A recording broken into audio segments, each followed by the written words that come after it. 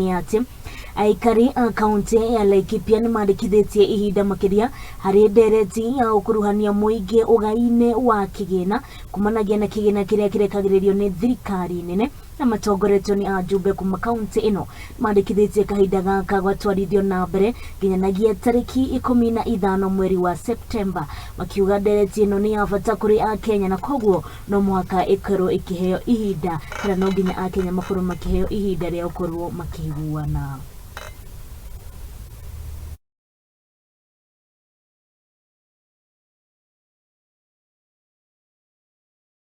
We are lucky kuona jana kwamba it was published on 22 na tukaona tumepewa deadline ya tarehe 4.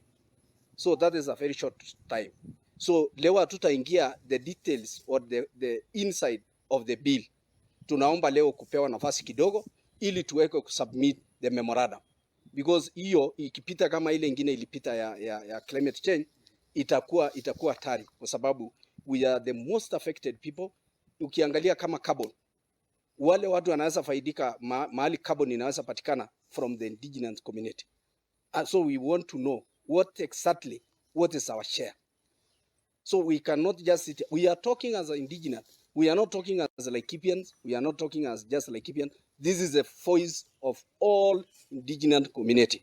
And the constitution clearly defines who are the indigenous community. Requesting them that they should at least extend the date to 15th of September so that we can have enough time to interact with our people, the indigenous people, where they are, so that we can present a very comprehensive suggestion on the amendment of the bill, so that at least our interest as the people who live within the indigenous, who are indigenous people, we can be able to present exactly what we have in mind and what can actually safeguard our interest as indigenous community.